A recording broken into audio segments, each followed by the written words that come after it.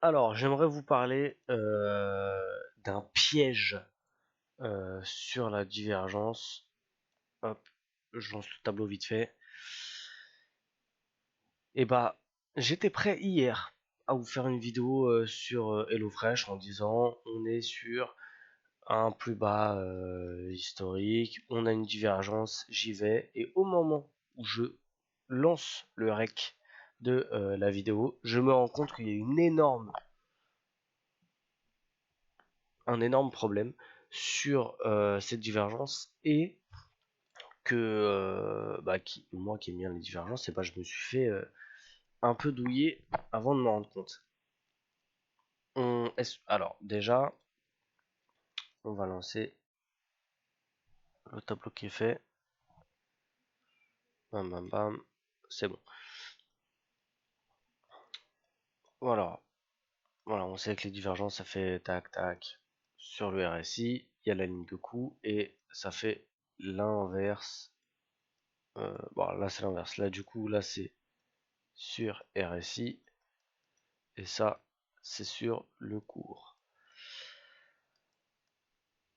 Et bah alors normalement on n'est pas censé casser la ligne et surtout c'est censé être corrélé dans le temps. C'est-à-dire que en bas, ouais sur le graphique, hein, en bas il y a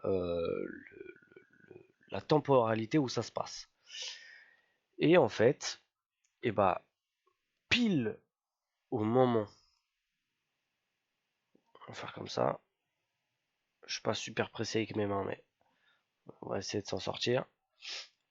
Pile on fait un plus bas sur le cours, et ben on est aussi censé faire le plus haut potentiel sur le sur le sur le RSI. Mais c'est pile au même moment. Bon alors là, comme je suis pas précis, ça se voit pas de ouf, mais c'est censé vraiment être pile au même moment. Pourquoi ça pose un problème là sur cette div? Je vais vous montrer ça. Parce qu'en fait, là on voit que le plus bas sur le RSI, je suis en train de vous montrer avec ma main alors que vous pouvez pas voir, c'est incroyable ce qui est en train de se passer. Mais le 4 mars, c'est le plus bas du RSI. Sauf que la divergence, pardon, elle commence pas ici sur le cours. Elle commence la bougie d'après. Sauf que la bougie d'après, c'est le bruit de la div. Et donc, si on prend à partir de la bougie ici du 4 mars, la grosse bougie rouge ici, et bah on coupe la div.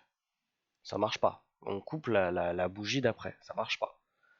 Et si on prend juste la bougie d'après, on se dit bah voilà, on prend la bougie d'après, bah la divergence en elle-même, elle ressemble plus à ça sur le RSI, mais elle ressemble à bah plus rien.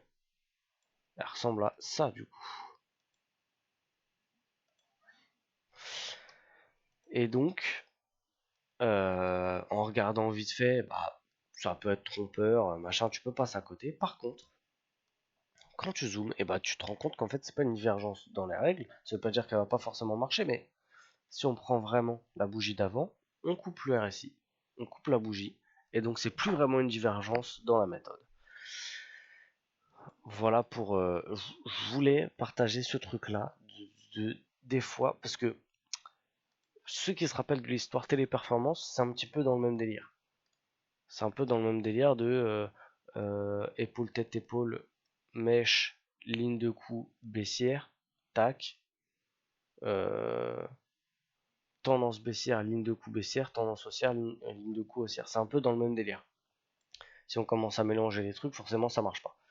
Alors ça veut pas dire que du coup ça va faire le même sort que Téléperformance qui va perdre 30%, 40%. Mais voilà, il fallait. Bah du coup j'attends un autre setup pour acheter HelloFresh. Voilà, en gros c'était ça qui était le plus important.